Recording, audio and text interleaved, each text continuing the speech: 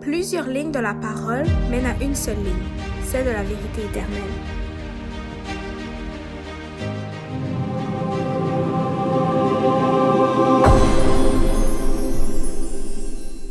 Ok, parfait. Donc aujourd'hui, nous allons continuer avec la tribu de Siméon. Donc, je sais qu'on était supposé continuer Manassé et Ephraim, partie 2, mais quand j'ai fini ce sujet-là, que j'ai vu qu'il manquait la partie 2 de l'autre. Fait que j'ai pas pu, hier soir, en fait, certainement que hier soir, j'ai pas pu commencer l'autre partie puis le terminer. Donc, aujourd'hui, on va aller avec Siméon, puis la prochaine fois, on va revenir sur Ephraim et Manassé pour donc partager cette tribu. Si vous vous rappelez, on avait partagé déjà plusieurs tribus. Et les raisons pour lesquelles on avait partagé ces tribus, c'est que dans Apocalypse 7, on nous parle des tribus. On nous dit, dans Apocalypse 7, verset 4, « De la tribu de Siméon, 12 000 marqués. De la tribu de Lévi, 12 000 marqués. De la tribu d'Isaacar, 12 000 marqués. » Donc, pourquoi au juste, dans les 144 000, on liste le nom des tribus? Pourquoi on liste Siméon, Lévi, Isaacar? C'est ce qu'on a vu au travers déjà de 6 parties. On a remarqué que chacune des tribus représentait un caractère qui va être représenté dans les 144 000. Un caractère qui est changeant, ce qui veut dire qu'il est parti d'un mauvais caractère à un bon caractère. Et au travers de l'histoire biblique, on remarque que vraiment chacun des caractères s'est révélé comme étant vrai. Et aujourd'hui, donc, nous allons parler de Siméon. Donc, Siméon, qui il était, qu'est-ce qu'il a fait? Déjà, par les images, on remarque que c'était un homme violent, un homme qui aimait tuer. C'est pour ça que j'ai mis un peu de rouge. C'était un homme qui aimait la violence, qui allait sur le coup de l'émotion aussi, sans réfléchir. Donc, nous allons voir qui était ce personnage biblique parmi les fils de Jacob, dans sa tribu aussi. Et donc, je vous invite à pouvoir réfléchir personnellement aussi dans votre vie. Est-ce que vous êtes un Siméon? Ou est-ce que vous étiez un Siméon, puis maintenant vous êtes un Siméon transformé? Ou est-ce que vous êtes un Lévi ou un Dan, hein? un autre de ses fils, un Isaacar? Est-ce que vous êtes un Judas? Donc, pour ceux et celles qui n'ont pas vu les autres parties, vous pouvez aller sur YouTube. Sur la chaîne YouTube Link sur Link, vous aurez tous les autres sujets déjà partagés, les autres tribus. Et vous pourrez donc voir à laquelle de ces personnes-là vous vous retrouvez en fait. Et est-ce que vous avez subi la transformation comme ces gens parmi les 144 000 ont reçu? Avant de commencer, j'aimerais donc prier avec vous. Notre Père qui est aux cieux, j'aimerais te remercier pour ce moment que tu nous permets d'avoir, de pouvoir partager ce sujet, la suite de seulement les 144 000. Ça fait vraiment très longtemps qu'on étudie ce sujet-là. Ça va faire la 7e présentation sur le sujet, Seigneur. Que tu puisses continuer à bénir, Seigneur, ce sujet sur les tribus d'Israël, Seigneur, que c'est un sujet intéressant qui dans sa simplicité, nous révèle beaucoup de choses sur notre caractère et à quel point nous devons être changés, Seigneur, pour être parmi les 144 000. Tout comme ces noms, ils font partie aussi, Seigneur. Peux-tu nous bénir, nous exhorter aussi au travers de ce sujet et nous permettre de pouvoir désirer changer, Seigneur, de caractère pour refléter ton Fils. C'est ma prière donc pour ces choses au nom de ton Fils Jésus-Christ. Amen. Amen. Donc, Siméon, c'était un fils particulier. En fait, ce sont tous des fils particuliers, mais Siméon est encore plus particulier. On va voir. Siméon et Lévi, ils se ressemblent beaucoup. C'était des frères là, qui étaient proches. Okay? Ils se ressemblent beaucoup, pourtant les deux sont parmi les 144 000. Donc, les deux ont un caractère différent, mais les deux étaient proches dans leur plan, dans leur but, dans leur intention. C'était des personnes, des frères qui étaient très proches. Okay? Mais on sait, Lévi, c'était les Lévites. Hein? Il y avait une mission particulière. Hein? Donc, c'est sûr qu'il a dû subir un changement. Hein? Et ils ont reçu un héritage quand même de cruauté. On va voir parmi leur héritage de cruauté comment ils ont pu révéler ces choses, cette cruauté, mais aussi changer drastiquement. L'héritage qu'ils ont reçu, bien sûr, vient des parents. Généralement, les parents transmettent par leur gène aussi, leur ADN, une partie aussi de ce qu'ils ont. Okay? Mais bien sûr, dans le fait qu'ils aient grandi aussi dans un esprit de compétition, comme on a vu, hein, il y a 2 femmes, 2 concubines. Dans un esprit de compétition, est-ce que la mère va avoir plus d'enfants, veut que les enfants soient mieux que l'autre enfant, l'autre mère, etc. Ces enfants-là sont grandis dans cet esprit de compétition, de division, de séparation entre lignées maternelles. Mais est-ce que réellement il y a quelque chose ici d'intéressant, d'important à en tirer? Il faut savoir que Siméon, tout comme Ruben, viennent de Léa. Léa nous dit ici, dans Genèse plutôt, Moïse nous raconte ici, « Elle conçut encore et enfanta un fils. Il dit, l'Éternel a entendu que j'étais haï. Okay? Et il m'a encore donné celui-ci, et elle l'appela Siméon, qui signifie exaucement. » On sait que les noms symbolisent vraiment la peine qu'ils ont. La différence aujourd'hui, on nomme un nom parce que c'est à la mode. À l'époque, c'était pas parce que c'était populaire, c'est parce que vraiment le nom portait ce qu'ils avaient dans leur cœur. C'est pas toujours positif, hein? Parce que là, c'est pourquoi elle se sentait haïe. Donc pour elle, Siméon, c'est l'exaucement qu'elle sera plus haïe. Donc c'est pas totalement positif, hein, de voir ça, tu sais. Ah, parce que moi, je suis pas aimé, je te donne un nom auquel maintenant je vais être aimé, tu sais. C'est encore égoïste, hein. C'est genre, je te donne un nom parce que moi, j'ai un besoin. OK? Mais Siméon, il est grandi dans ça, là, dans cette idée, dans cet esprit auquel elle-même se sentait pas aimée, elle se sentait haïe de Jacob. Il y avait une agonie à l'intérieur, un esprit auquel elle voulait compétitionner avec les autres femmes qui l'entouraient, okay, qui étaient liées au même homme, il ne faut pas oublier. Elle était dans le creux de cette sensation affreuse et elle conçut finalement, par la naissance, un fils appelé Siméon ou exaucement. Quel genre d'héritage pensez-vous qu'il a reçu? Quel genre de patrimoine aussi chimique cet enfant est né? Lorsqu'on examine Siméon, vous allez voir, Siméon, c'est un cas particulier de toutes les autres personnes. Okay? Vous savez, les 11 frères ont voulu tuer Joseph, mais parmi ces 11 frères-là, chacun a réagi un peu différemment. Hein? On voit que Judas a entré dans le lot, mais Judas ne voulait pas. Judas il a dit « Oh non, il faudrait trouver une autre solution. » Ruben, la même chose. C'était l'aîné, Ruben. Hein? Il a dit « Oh non, il ne faudrait pas faire ça. T'sais. Au lieu de faire ça, on va le mettre dans le puits. » Judas avait dit à peu près la même chose. Il avait suivi Ruben. Okay? Ben, Judas, on l'a vu, Ruben était timide. Hein? Et il disait, il faudrait faire ça. Ben, il disait pas trop fort. T'sais? Puis Judas il a dit, OK, on va faire ça. Puis c'est Judas qui a dit, on va le vendre. Okay? C'est pour vous montrer qu'ils ont tous manigancé d'une façon différente. Judas. Ben, eux, ils étaient plus puissants encore dans le sens, c'était vraiment particulier. C'est des gens avec un comportement très agressif, très fort, puis ils ne réfléchissaient pas vraiment aux répercussions que ça allait avoir. Et le plus important, c'est de voir la révélation de leur caractère face à la tentation, face aux difficultés. Parce qu'on a vu chacun réagir différemment face aux difficultés, aux tentations. Et la façon dont eux réagissent, c'est vraiment quelque chose de très particulier, qu'on va voir dans l'avenir, va avoir des conséquences très graves, okay, sur leur génération à venir. Il y a une tentation, ou plutôt un défi ou une difficulté spéciale qui est arrivée sur le cas de Siméon. Vous saviez que Jacob avait eu une fille qui s'appelait Dina. Okay? Vous vous rappelez de l'histoire de Dina, qu'est-ce qui est arrivé? Genèse 34, 1-4, on nous dit « Or, Dina, la fille que Léa avait enfantée à Jacob, sortit pour voir les filles du pays. » Donc, quand on dit les filles du pays, c'est que ce n'est pas des chrétiens. Okay? Donc, même encore, on pourrait parler ici des aspects des relations amicales hors chrétienté. On pourrait même entrer dans ce sujet-là. On ne va pas le faire aujourd'hui. Ça serait un sujet, si vous voulez, on pourrait en parler. Mais ici, ça dit « Et Sichem ». Sichem, c'est une ville. Nous, on connaît Sichem, la ville. Mais là, c'est le nom. C'est lui qui porte la ville. Okay? Sichem, fils de Hémor, le Hévien, prince du pays, la vit et l'enleva. Donc, qu'est-ce qui est arrivé? Le fils du prince, le prince, OK? Hamor, c'était le prince. Le fils de ce prince-là a enlevé Dina et coucha avec elle et lui fit violence. Donc, il l'a violée. Okay? C'est dans le contexte, il l'a violée. Okay? Et son âme s'attacha à Dina. Quand on dit son âme, on sait, c'est quoi ça veut dire? Hein, l'âme, c'est pas un esprit maléfique qui sort du corps. Okay? L'âme, c'est l'entier, l'être entier.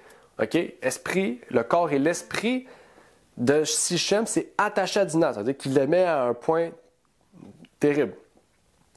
Et ça dit, il aimait la jeune fille, il parlait au cœur de la jeune fille. Et Sichem parlait à Hémor, son père, et lui dit, donne-moi cette jeune fille pour femme. Okay? Parce qu'à l'époque, c'était les parents qui mariaient les enfants. Il n'y avait pas de prêtre, surtout pas là, c'était des païens, mais c'est le père qui bénissait le mariage. Okay? Donc, vous connaissez cette histoire, je pense. Dinah, là, on voit, s'est fait enlever. Bien, elle est sortie dans le monde païen, au risque, justement, d'arriver des choses contrariantes. Elle s'est fait enlever, elle s'est fait violer. Puis après ça, cet homme-là est tombé en amour avec cette fille-là à un point que son âme, son corps et son esprit furent attachés à elle et demanda à son père, peux-tu me marier avec elle? OK? Mais c'est pas fini. Au verset 13 et 14, on dit « Et alors les fils de Jacob répondirent avec ruse à Shichem. » Comment? Les fils avec ruse. Ils ont répondu avec ruse. Vous savez, c'est quoi la ruse, hein? Un serpent, c'est quoi? C'est rusé. Vous vous rappelez du serpent, on avait dit « Soyez rusés comme le serpent, mais doux comme la colombe. » Un serpent, c'est rusé. Mais la ruse sans la douceur de la colombe, c'est négatif. On a vu ça récemment. Et ça dit « Ils parlèrent ainsi parce qu'ils avaient déshonoré leur sœur Dinah. » Et leur dire, c'est une chose que nous ne pouvons faire que de donner notre sœur à un homme incirconcis, car ce nous serait un opprobre. Hein? Abraham, c'est lui qui a reçu la promesse de la circoncision.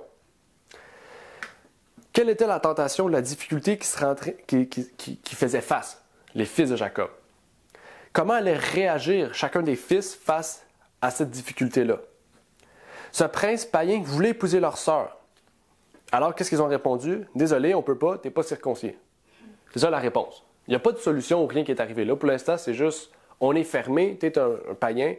Oui, tu as déshonoré notre sœur, c'est correct, mais tu ne peux pas la marier, tu es incirconcis. Mais la suite de l'histoire nous montre quelque chose de plus puissant encore derrière cela. Nous ne consentirons à ce que vous demandez que si vous devenez semblable à nous. Comment? En circoncisant tous les mâles parmi vous. OK? Donc, ce n'est pas des personnes qui sont nouveau-nés. À 40-50 ans, être circoncis, c'est une douleur atroce. OK? Alors, nous vous donnerons nos filles et nous prendrons vos filles pour nous. OK? Donc là, il y a une unité entre le monde chrétien, je ne peux pas dire chrétien, le monde divin, juif, et les païens.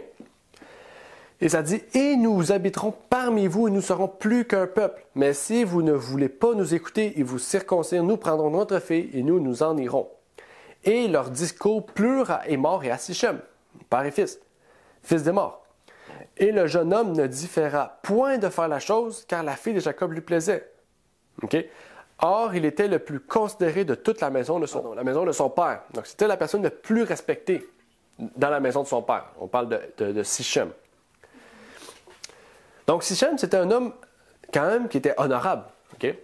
Qu'est-ce qu'ils ont demandé? C'est d'être circoncis. Il a dit, pas de problème, j'aime la personne, je vais respecter vos choix.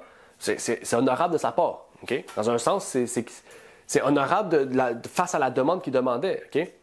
Faut pas oublier, aujourd'hui, à l'époque, il n'y avait pas tout ce qu'on avait aujourd'hui pour les douleurs et tout. Hein? C'est circoncision fraîche comme ça, à frette. Ça fait mal. Là.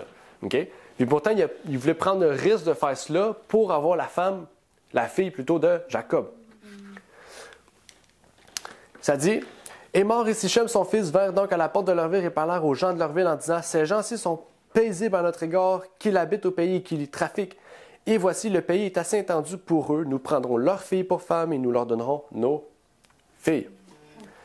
Ils ont donc conclu un pacte à ce moment-ci. Là, ils sont retournés dans la ville, ils ont dit, on va faire ça comme ça, c'est des bonnes personnes et tout, on va les respecter, on va faire ce qu'eux ont demandé, puis on va pouvoir vraiment grossir dans un esprit d'union. Okay? Je trouve ça quand même, c'est une bonne chose qu'il ait fait ça. Quand même, il l'a quand même violé. Okay? Il aurait dû avoir quelque chose face à ça, un jugement ou quelque chose, mais ils ont quand même trouvé un terrain d'entente qui puisse permettre d'être unis puis de pouvoir rendre heureux tout le monde. Mais ça ne s'arrête pas là. On parle de Simeon, n'oubliez pas, on n'a pas parlé de Simeon encore dans l'histoire. Ça dit, et tous ceux qui sortaient par la porte de leur ville obéirent à Émor et à Sichem son fils, et tout mâle qui sortait par la porte de leur ville fut circoncis. Et il arriva au 3e jour, lorsqu'ils étaient souffrants. Okay, c'était souffrant, là. C'est-à-dire, lorsqu'ils étaient souffrants, que 2 des fils de Jacob, Siméon et Lévi, frères de Dinah, prirent chacun leur épée, se jetèrent sur la ville en sécurité et tuèrent tous les mâles. OK, c'est quelque chose. Je ne sais pas il y avait combien de mâles, mais 2 personnes, ils ont pris une épée, ils ont rentré en ville, ils ont tué tout le monde. Ils ont tué tous les mâles. Okay? Pendant qu'ils étaient en souffrance, là. C'est-à-dire, ils étaient souffrants, là. Okay? Pendant que tu es souffrant, tu tues tout le monde. Tu tues Sichem, tu tues mort, tout le monde. Ça dit, ils passèrent en tranchant de l'épée et mort et Sichem, son fils, et ils prirent Dinah de la maison de Sichem et ils sortirent. Les fils de Jacob se jetèrent sur les blessés et pillèrent la ville parce qu'on avait déshonoré leur sœur. Donc, qu'est-ce qui est arrivé? Siméon et Lévi ont entamé la bataille, ils ont tué tout le monde. Les autres fils de Jacob sont rentrés. Quand tout le monde était blessé, ils ont tout volé, tout pillé. OK? Donc, on se dit, tu sais, je comprends, elle a été violée. Oui, on comprend, mais ils ont tué toute une ville au complet, là, pour ça. OK?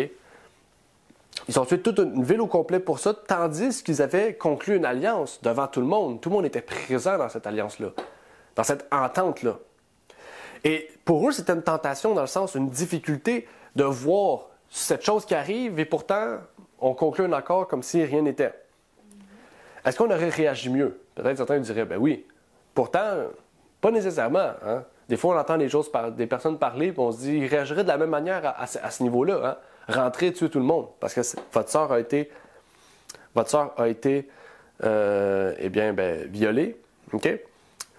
Ou elle a perdu de son honneur, comme on pourrait dire. OK? Et ça dit déshonoré, donc exactement, elle a perdu de son honneur. Et ils s'en sont occupés eux-mêmes, en fait. OK? Donc, c'est quand même fou. On voit la ruse du serpent ici.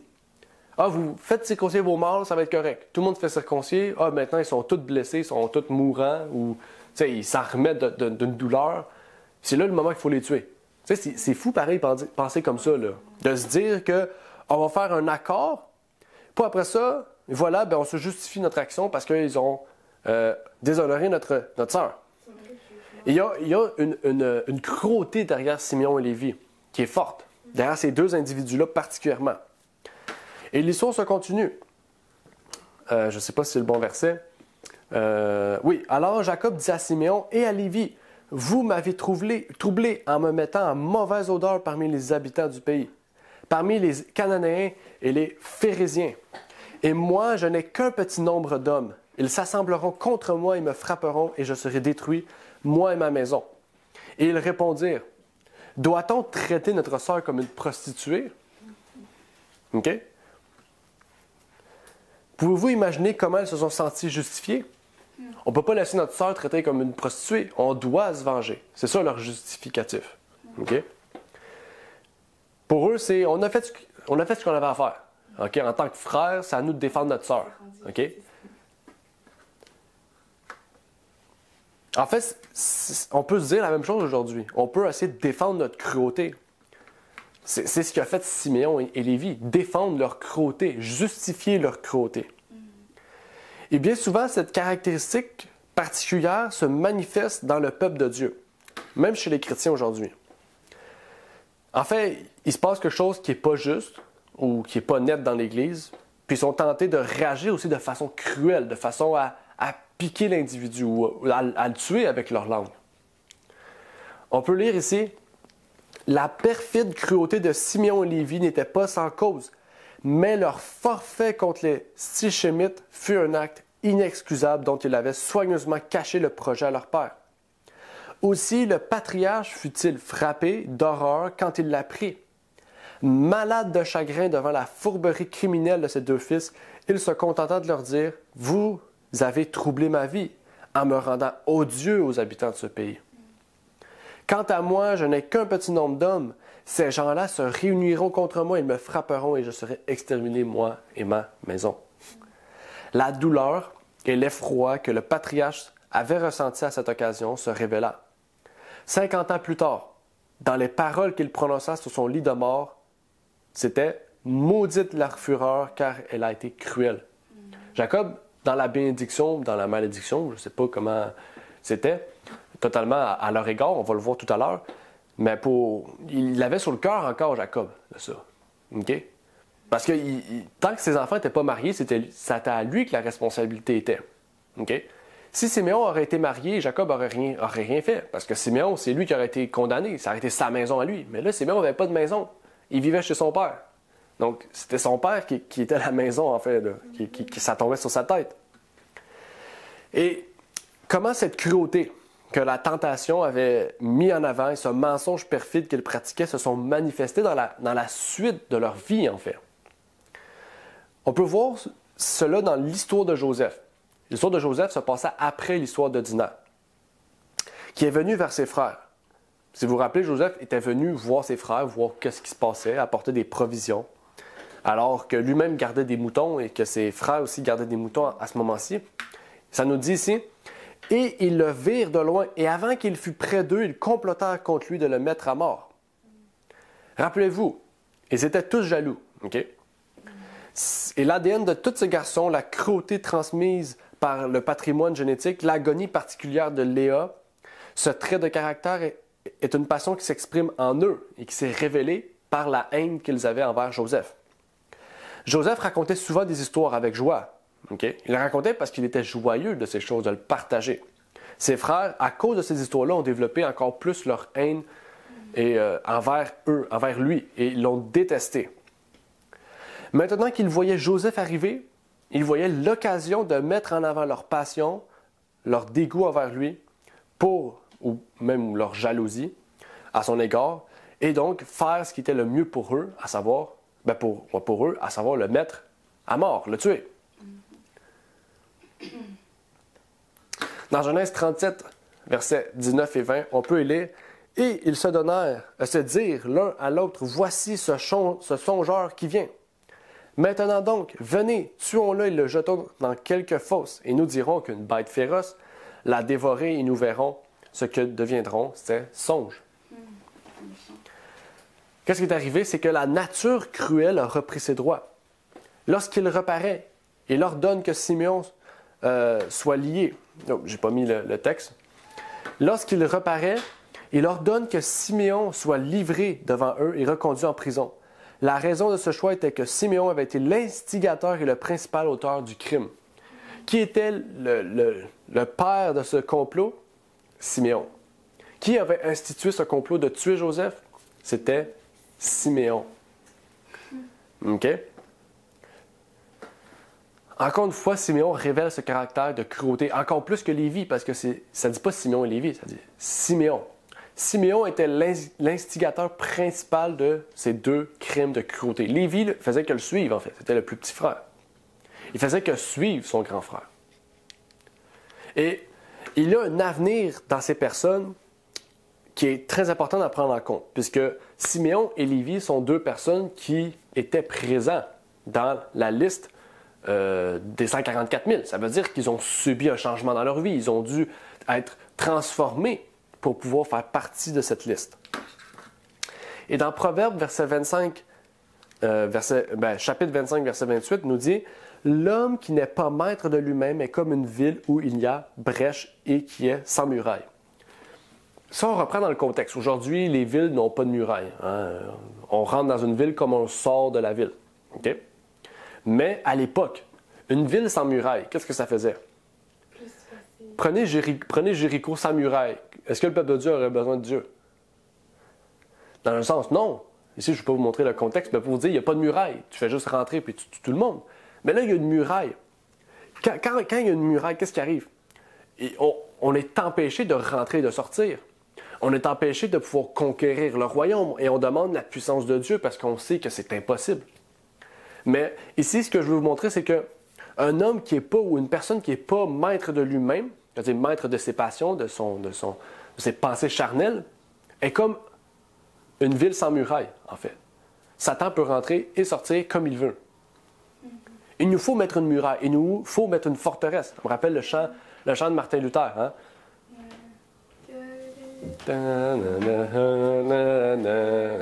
On parle d'une forteresse. Hein? Martin Luther ne parle pas nécessairement de la forteresse physique. Il parle de la forteresse de nous, du temple, en fait.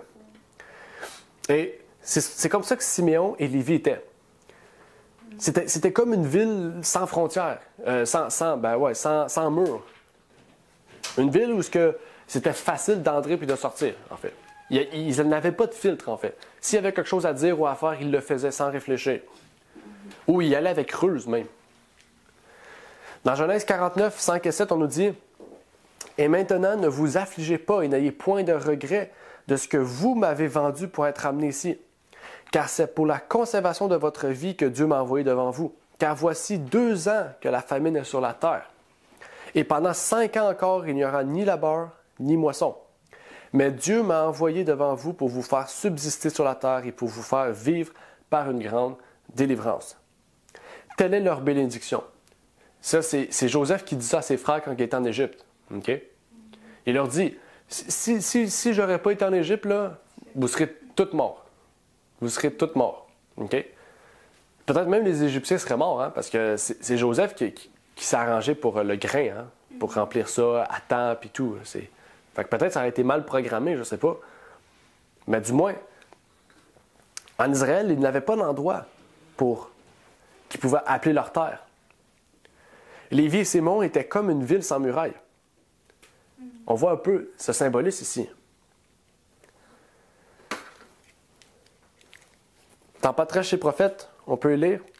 Après, Ruben venait par ordre d'âge, Siméon et Lévi. Donc, il y avait Ruben, Siméon et Lévi, puis Juda. Okay? Unis dans leur acte de cruauté envers les Sichemites, ils avaient aussi joué le premier rôle dans la vente de Joseph. Leur père prononça à leur sujet cette parole sévère, « Je veux les diviser parmi les fils de Jacob et les disperser en Israël. » Okay? Donc, là, on sait pourquoi c'est Juda qui a reçu le droit d'aînesse. Hein? Ruben, c'était oublié. Siméon et Lévi, ils avaient été cruels, donc Jacob ne pouvait pas mettre ça sur leur tête à eux. Donc, ça a été Juda. Mais il a dit ici, ce qui est intéressant, c'est que Siméon et Lévi doivent être séparés. Parce qu'ensemble, c'est terrible. Ensemble, c'est une boule de feu. Il faut les séparer. Il faut les diviser pour que, bien, Israël puisse bien marcher. Et on nous dit ici encore, lors du dénombrement d'Israël, immédiatement avant l'entrée en Canaan, la tribu de Siméon était la plus petite. On va voir pourquoi. Qu'est-ce qui s'est passé pour que la tribu de Siméon soit plus petite?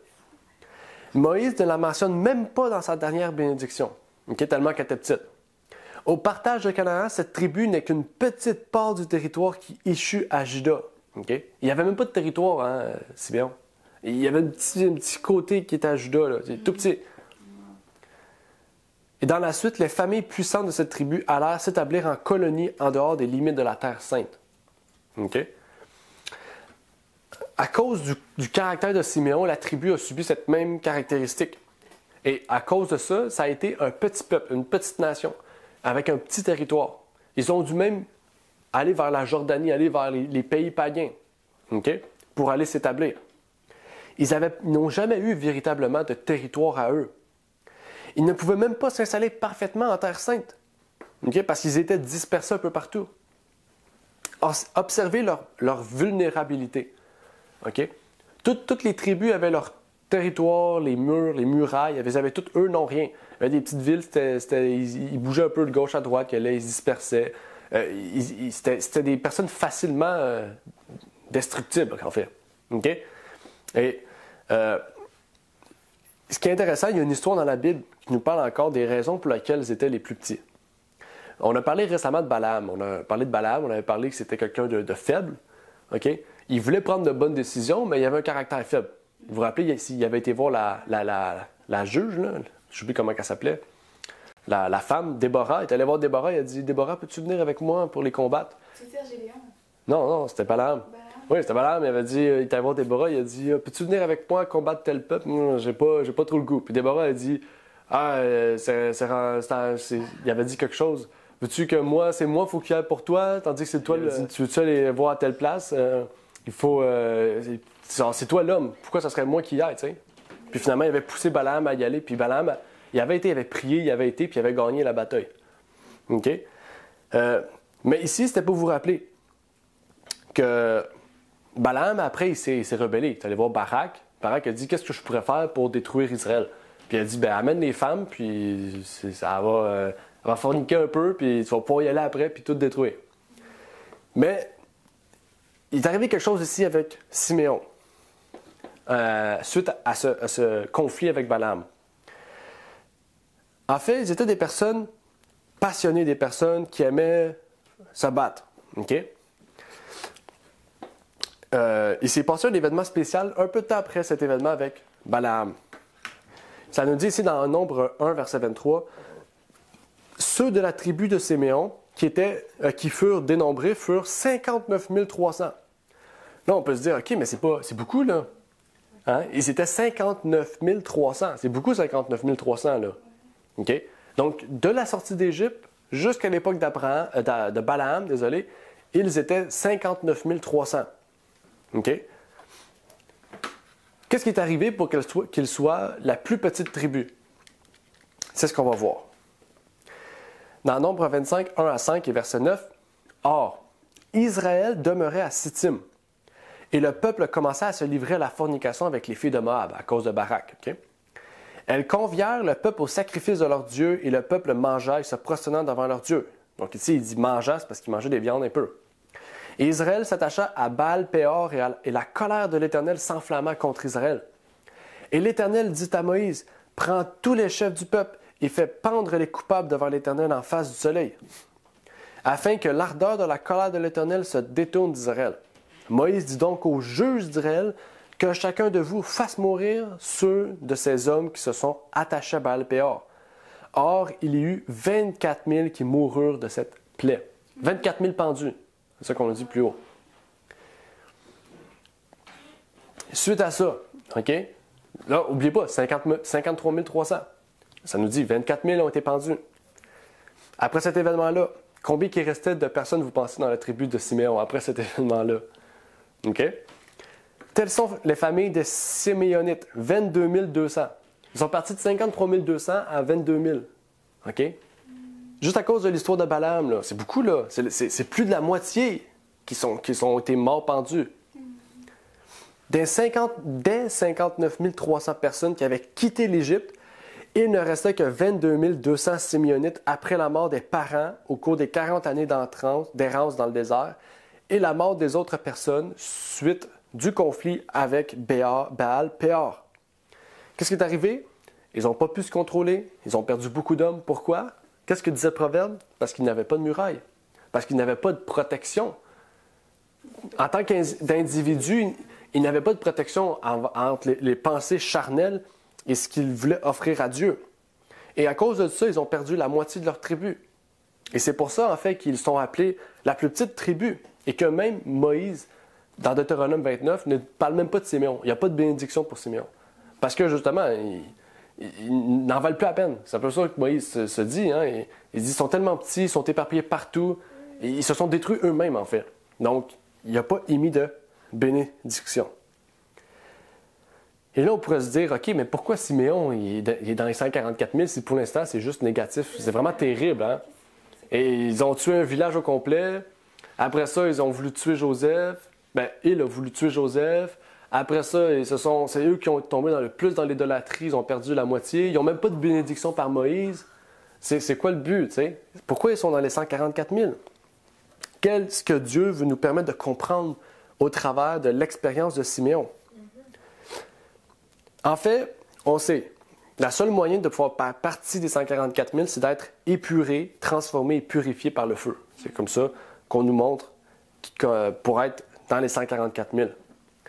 Et la manière dont Dieu épure un peuple passe par cette tentation ou ces difficultés ou des expériences horribles comme Siméon et les Siméonites ont passé. Vous pouvez voir ici que Siméon a été traité d'une manière très spéciale pour qu'il soit accepté par Dieu et par ses frères, et à cause de sa cruauté.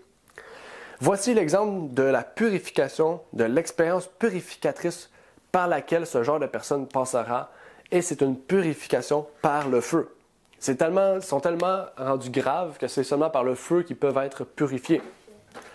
Dans Genèse 42, versets 6 et verset 7, on peut y lire « Or, c'était Joseph qui commandait dans le pays. C'était lui qui vendait le blé à tout le peuple du pays. Les frères de Joseph vinrent donc et se prosternèrent devant lui. » Donc là, on rentre dans l'histoire d'Égypte avec les frères. Comment Siméon va réagir? Qu'est-ce que Simon va expérimenter en Égypte? Et Joseph vit ses frères et les reconnut. Il dit, ça c'est mes brothers. Il dit, mais il fit l'étranger avec eux. Il ne s'est pas dévoilé, il ne s'est pas retiré de l'Égypte. Il n'a pas retiré son chapeau de gouverneur, tout son linge, pour se présenter en Israélite. Il est resté comme il était.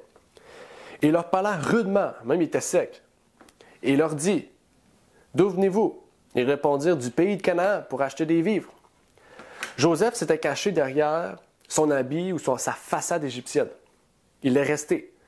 Et alors qu'il subissait ces interrogations de Joseph, il a fait quelque chose. Il était rude, il était sec avec eux, il était quand même peut-être limite méchant. Et il a fait quelque chose de pire. On se dit pire, mais c'était vraiment pour leur faire passer par une expérience horrible. Il les a traités comme des espions. Il leur a fait traverser des moments difficiles. Dans Genèse 42, versets 17 et 24, on nous dit « Et il les fit mettre ensemble en prison pour 3 jours de prison. » Toi, tu viens, tu veux juste de la nourriture, puis tu repars en prison, tu sais. C'est quand même grave. Et ça dit « Et il se détourna d'eux pour pleurer. » Joseph s'est mis à pleurer. Puis il retourna vers eux et leur parla, et il prit d'entre eux Siméon. Qu'est-ce qui est arrivé? Il a pris Siméon. Il n'a pas pris Judas, il n'a pas pris Lévi, il a pris Siméon. Et il a fait lier devant ses yeux. Il les a liés devant ses yeux, tous les yeux de tout le monde, de tous ses frères. Là, on pourrait se dire, pourquoi il a pris Siméon? Je pense qu'on a vu toute l'histoire. Joseph, il connaissait. Hein? Il a vu Dina, ce qui est arrivé avec Dina, puis tout. Il était là.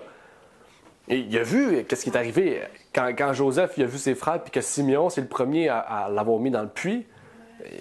Il savait. C'était ton propre agresseur quand oui. Il voulait le tuer. Exact. En fait, Joseph savait que Siméon était le responsable de tous les traitements cruels que ses frères, sa famille avaient expérimentés. Et donc, il a traité Siméon de façon très sévère. Même qu'il a laissé Siméon en prison, puis il a laissé ses frères repartir. Si vous vous rappelez avec Benjamin, puis la coupe et tout, il avait amené Judas, etc. Il y avait la grosse histoire. Mais Siméon est resté en prison, il a été lié même. On nous dit ici, alors Jacob, leur père, leur dit, vous m'avez privé d'enfants, Joseph n'est plus et Siméon n'est plus, et vous amèneriez Benjamin, parce que Joseph avait demandé, revenez avec votre plus jeune frère, Benjamin. C'est sur moi que toutes ces choses sont tombées. Jacob est encore, vous arrêtez pas de m'achaler. Vous n'arrêtez pas de me mettre de la pression, de me mettre du stress dans ma vie. Vous voulez tout, vous voulez que je meure dans le fond. Hein? C'est ça que vous voulez? Et, en fait, il y avait une agonie. Jacob était agonisé. Il vivait toutes ces peines-là, ce stress-là qu'il avait sur lui. Et en fait, c'était une expérience torturante pour lui. Mais Siméon, on n'oublie pas Siméon. Là. Siméon est en prison, il est lié, il est resté 3 jours, plus il reste... Le voyage, ça ne dure pas une journée hein, entre l'Égypte et Israël. Ça peut être des mois, je ne sais pas combien de temps. Mais il est resté longtemps. Il est resté dans des circonstances terribles, des épreuves et des tribulations. Joseph, je pense qu'il y avait un message à faire passer à Siméon aussi. Un message qui allait peut-être le transformer. Et c'est de là, peut-être, de cette expérience-là, qu'on pourra voir que Siméon, eh bien, fait partie des 144 000 et ce n'était pas pour rien. C'est ainsi que l'exemple leur est donné de la manière dont le peuple de Dieu, avec ses traits de caractère cruels, doit être épuré à travers des temps difficiles. Ils peuvent finalement arriver à la victoire, mais ils doivent passer par des temps difficiles. On doit chacun passer par des moments difficiles dans notre vie, des temps difficiles, des difficultés qu'on se dit invincibles de passer pour qu'on puisse être purifié par le feu. Les 3 jours passés dans la prison égyptienne leur permirent de faire un sérieux retour sur leur conduite d'autrefois et furent pour eux l'occasion d'un remords amer. Est-ce que vous dites peut-être c'est qui avait dit c'est à cause qu'on a amené Joseph, on a vendu Joseph que toutes ces choses arrivent? Vous vous rappelez pas, on va voir c'est qui qui avait dit ça. On va voir c'est qui avait dit ça. Mais ici, on voit cette expérience de la prison a été une expérience pour tous les frères exceptionnelle. Dans le sens que tous les frères ont changé à partir de ce moment-là. Ils ont remis en question toute leur vie d'avant. Ils se sont dit, maintenant c'est le moment de nous confesser, de demander pardon pour nos péchés. De se dire, finalement, tout ce qu'on a fait avant, on était vraiment pénible pour notre père, pour notre mère ou les mères. Et on a été un poids, une lourdeur. Et Joseph, la vente de Joseph, ça a été la chose qui a mis un terme à tout ça. Et on est en prison aussi parce qu'on a fait ces choses-là. Joseph n'osait les y retenir plus longtemps. Leur famille et leur père pouvaient souffrir de la faim. Il les fit donc venir devant lui et leur dit « Faites ceci et vous vivrez. Je crains Dieu. si vous êtes des gens de bien, que l'un de vous, votre frère, reste prisonnier dans votre prison, et vous allez emporter du blé pour les besoins de vos familles, puis amenez-moi votre jeune frère, vos paroles seront reconnues véritables et vous ne mourrez point. Il a donc gardé un otage. Et il devait accepter la proposition, en fait. C'est plate, mais Joseph, c'est lui qui tenait le bon bout du bâton, comme on dit au Québec. Ils acceptèrent la proposition, sans manifester beaucoup d'espoir que leur père pût consentir à se séparer de Benjamin.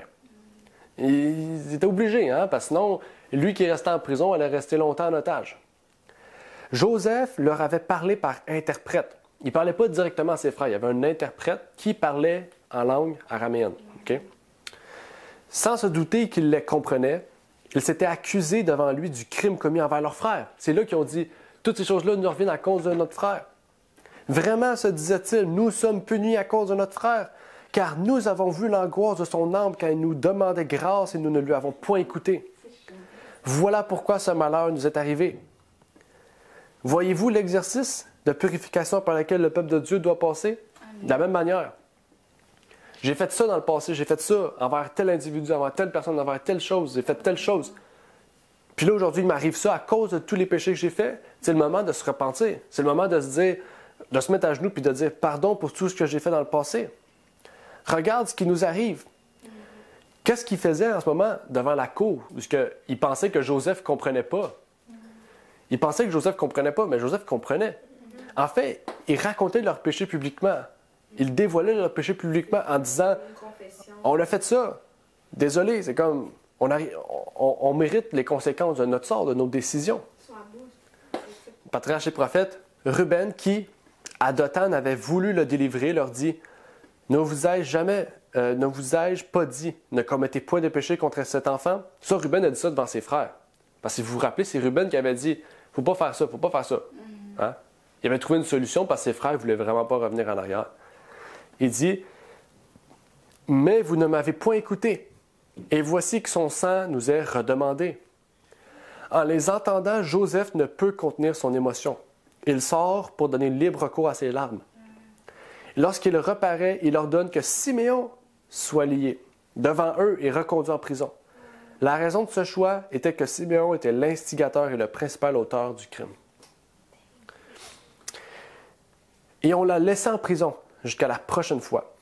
C'est l'exercice de purification. C'est par cette méthode que Dieu travaille pour purifier et ramener les gens à la raison. Et c'est pour ça là, que je voulais vous partager ça, la bonne nouvelle du jugement, en 2 parties. Si vous ne l'avez pas écouté, allez l'écouter. Okay? C'est 2 heures, 2 heures et demie à peu près. C'est la même chose dans le sens que là, on ne fait pas ressortir les mêmes choses. Mais ici, on parle de Joseph comme étant un type de Jésus. Okay? Parce que Joseph, c'est comme un type de Jésus. Si vous lisez bien l'histoire, là, Joseph, il passe par la même moyen que Jésus passe. Hein? Et vraiment, si vous lisez bien l'histoire de Joseph, vous allez voir que Jésus, pas son sacrifice, mais son jugement, le processus par lequel il nous pousse à nous repentir, est le même que Jésus. Joseph a passé par la même chose que Jésus a fait. Et donc, vraiment, aller écouter ces 2 messages-là, c'est vraiment intéressant. Même moi, j'ai pris le temps de construire ces messages-là, puis c'était vraiment bénéfique pour moi aussi. Puis je vous invite à pouvoir l'écouter si vous ne l'avez pas déjà fait, ou d'aller le réécouter. Mais moi, je pense que je vais aller le réécouter tantôt. Et ça nous pousse maintenant de faire partie des 144 000 purifiés par le feu. La tribu de Siméon pouvait-elle demeurer parmi les 144 000? Si nous pouvons nous identifier à la nature cruelle de Siméon, qui juge, se justifie et est cruel lorsqu'il s'agit de traiter les torts des personnes pécheresses qui nous entourent, est-il possible que des gens comme lui fassent partie des 144 000 après l'expérience de la purification? Ce qui nous a été révélé par le texte du jour nous montre que oui. Ainsi, même si nous nous considérons comme cruels, enflammés, cela ne veut pas dire que nous ne pouvons pas faire partie des 144 000. Vous voyez comment Siméon était. Siméon, c'est quand même un cas extrême. Là. Les autres, on l'a vu, c'était quand même grave, mais Siméon, tu sais, il est allé jusqu'à tuer. Là. Okay? Et ça a été ceux qui ont été les plus faibles, ça a été vraiment ceux les plus bas dans toute l'Israël. Et pourtant, on retrouve son nom dans les 144 000. C'est pour vous dire que peu importe qui vous êtes, OK? À part si vous vous retrouvez dans Dan, là, ça, peut-être pas, on a vu Dan, que Dan n'est pas dans les 144 000, mais peu importe qui vous êtes, vous avez la possibilité de faire partie des 144 000. Vous avez la possibilité de changer de caractère. Et si vous écoutez la bonne nouvelle du jugement, vous allez comprendre comment Joseph procède et comment Jésus procède dans notre vie. Et vous allez passer par le même processus que les enfants de Jacob, les frères de Joseph. Il y a une démarche ici. Tant que nous serons dans le monde, nous rencontrerons des influences négatives. On vit au milieu du péché. Et il y aura des provocations pour éprouver le tempérament. Et c'est en répondant à ces provocations dans un esprit droit que les grâces chrétiennes se développent. La façon dont tu réagis face aux influences négatives, face aux provocations, c'est le moyen par lequel Dieu travaille dans ton caractère. C'est le moyen par lequel les grâces chrétiennes se développent en toi. La tentation vient donc nous provoquer. De la même façon que Siméon. Comment Siméon a réagi face à ce qu'il a entendu? C'est la façon dont nous devons prendre conscience aussi pour nous. À mesure que nous découvrons nos caractéristiques, notre caractère, tel que la cruauté peut-être et la dureté de jugement, c'est ainsi que nous devons exercer nos grâces chrétiennes en répondant à ces provocations dans un esprit de justice. Un esprit juste. Si le Christ habite en nous, nous serons patients, aimables, cléments, joyeux, au milieu des soucis et des irritations. Siméon et Lévi n'étaient pas cléments. Hein? Ils n'étaient pas aimables, ils n'étaient pas patients, ils n'étaient pas joyeux. C'est des destructeurs. Ils voyaient quelque chose, ils fonçaient dedans sans même réfléchir. Ils se sont acharnés sur tous les gens sur leur passage qu'ils n'aimaient pas, qu'ils voulaient dire. Ils passaient leur message de façon visible, très visible, ouais. On t'aime pas, on te tue. Donc, ouais, c'est assez clair et net. On n'est pas d'accord avec ce qui est arrivé avec Dinah, on tue toute une ville. On n'aime pas Joseph, on le tue. Bon, c'est simple. Ça, c'est leur méthode de réponse. C'est simple, mais est-ce que c'est la meilleure? Hein? Non. Jour après jour et année après année, nous vaincrons le moi et nous grandirons dans un noble héroïsme. C'est notre expérience si nous voulons faire partie des 144 000. C'est par là qu'on doit passer. Chaque jour dans notre vie, on passe par des difficultés. On passe par des personnes qui nous traitent comme Siméon, en fait. Hein, ils nous disent d'en face, oh, je t'aime pas, toi. Ben, la façon que tu réagis face à ces gens-là, c'est la façon dont tu pourras grandir dans ton processus chrétien. C'est la tâche qui nous est assignée, mais elle ne peut être accomplie sans qui? Sans l'aide de Jésus. Comment les frères ont reconnu leur tort? Par l'aide de Joseph. Sans Joseph, ils n'auraient jamais reconnu leur tort. C'est parce que Joseph était là qu'ils ont reconnu. C'est la même chose pour nous. C'est parce que Jésus est là qu'on peut avancer. Sans une décision résolue, sans un but inébranlable, sans une vigilance continue et sans une prière incessante, chacun a un combat personnel à mener. Chacun a un combat, on est tous différents. Hein? Il y a 12 caractères, il y a 12 personnes, il y a 12 types. Même Dieu ne peut pas rendre nos caractères nobles ou nos vies utiles à moins que nous ne devenions ses collaborateurs. Ceux qui refusent la lutte perdent la force et la joie de la victoire. Quel doit être notre effort si nous devons vaincre ces caractéristiques pécheresses? Être patient, aimable, clément et joyeux au milieu des soucis et des irritations. Mais comment y parvenir? Comment pouvons-nous vaincre vous-même et vous développer dans ce noble héroïsme? Cette tâche ne peut être accomplie sans l'aide de Jésus. Donc, on a besoin de Jésus, en fait. On ne peut pas rien accomplir sans Jésus. Nous pouvons le prier, mais est-ce tout ce que nous devons faire ou ce que nous pouvons faire? Il nous aide, mais de quoi avons-nous besoin d'autre?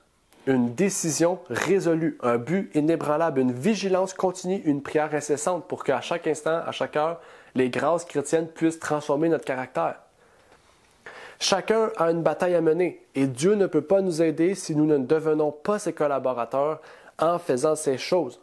Et si nous ne sommes pas parmi les 144 000, c'est parce que nous déclinons ce combat et nous perdons ainsi la force et la joie de la victoire. Quel bel éclaircissement sur ce que nous devons faire pour être parmi les 144 000. Quelle leçon de choses dans le cas de Siméon. Il y a une grande leçon derrière l'histoire de Siméon, derrière la vie de Siméon. Dieu permet que les circonstances nous conduisent là où nous irons dans notre expérience de purification. Les autres frères ne sont pas allés en prison pour comprendre ça. Mais Siméon est allé en prison des semaines de temps pour comprendre son état puis changer. Et peut-être qu'on devra passer par des choses plus difficiles que d'autres pour comprendre notre cas et passer par-dessus. Mais si tant et aussi longtemps que nous sommes collaborateurs de Dieu, les difficultés sont là pour nous permettre de vivre une expérience et un changement chrétien. Donc maintenant, la question pour vous, c'est si vous voulez faire partie des 144 000, continuez à avoir une décision résolue, un but inébranlable, une vigilance continue et une prière incessante pour que vous puissiez passer par-dessus cette bataille. Donc, que Dieu vous bénisse.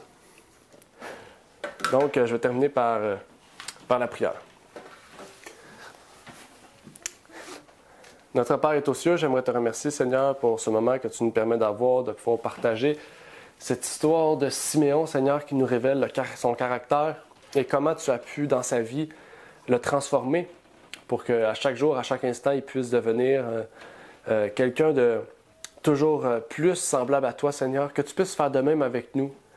Peut-être que nous sommes des Siméons, peut-être que nous sommes des Gad, des Dan, des Nephtali, des Manassé, des Éphraïm. Mais toi, tu sais mieux que nous, Seigneur, tout ce que nous devons faire. Tu sais mieux que nous quels sont nos problèmes, nos difficultés. Que tu puisses envoyer ton Fils être avec nous pour que nous puissions passer au travers de ces difficultés, que nous puissions pouvoir révéler les grâces chrétiennes, Seigneur, que tu veux mettre en nous. C'est ma prière donc pour chacun de nous, ici présents, ainsi que ceux sur Zoom, Seigneur, pour que nous puissions vraiment avancer dans cette expérience chrétienne à chaque jour et à chaque instant. Que tu puisses bénir chaque personne ici présente au nom de ton Fils Jésus-Christ. Amen. Amen. Amen.